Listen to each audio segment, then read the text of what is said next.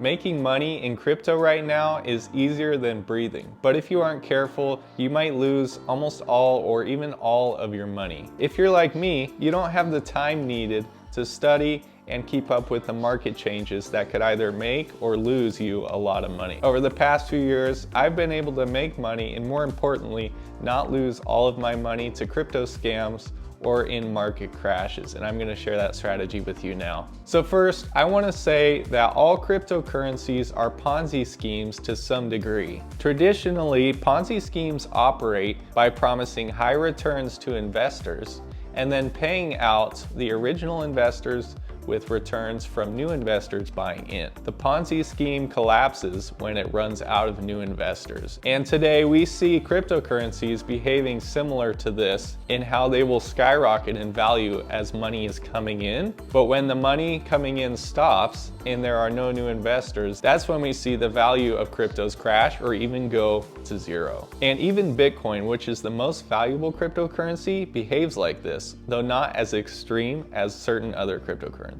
However, it's important to note that while all cryptos are inherently risky, not all are created equal. To reduce the risk of losing all our money in crypto, it's important to focus not on the thousands of cryptos that pop up, but only on the few that have real utility and practical uses. Let's focus on Bitcoin for a second, which is not just a cryptocurrency, it's become one of the most prevalent asset classes where the wealthy are able to store their money without having to worry about inflation. And on top of that, there are even power stations here in the US that use excess electricity to power Bitcoin mining equipment. Things like this give Bitcoin even more value and a lower risk of going to zero as more people are dependent on it staying valuable. Besides Bitcoin, there are other major cryptocurrencies like Ethereum and Solana, which are used as platforms to create other cryptocurrencies.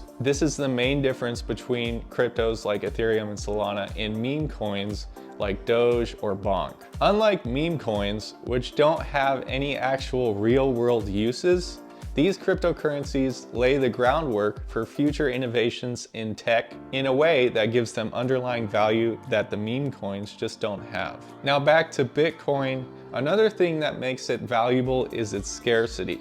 See, the creator is someone that no one knows who he is, and he programmed Bitcoin to have these events called halvings, H-A-L-V-I-N-E, like cut in half. But what happens during these events is the amount of Bitcoin that can be mined gets reduced by 50%.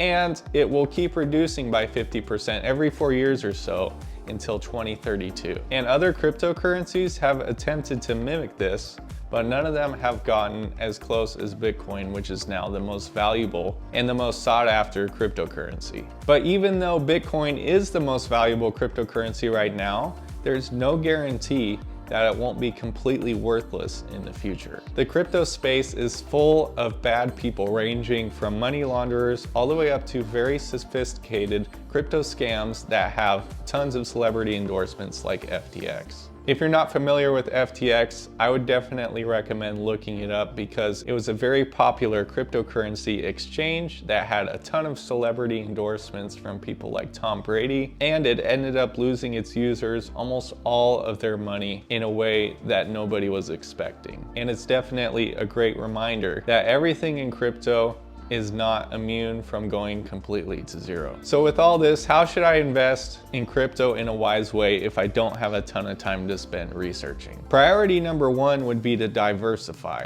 See, I only have a small portion of my investments in crypto. By doing this, I'm able to rebalance my portfolio with certain other asset classes like stocks and real estate that help me to buy low and sell high instead of the other way around, which I have a tendency to do when I'm only invested in one thing. In this way, being diversified helps me to capitalize on the dips and peaks of the crypto market that's known to be super volatile. Priority number two would be to research and focus on 2 to 3 cryptocurrencies such as Bitcoin, Ethereum, and Solana for me personally. And you want to have confidence in them based on their technology, their community support, and their market potential. For full transparency, I only hold these 3 cryptocurrencies in my portfolio. Priority number 3 would be to dollar cost average. Dollar cost averaging is when you invest the same amount of money either every week, every month, or every set period.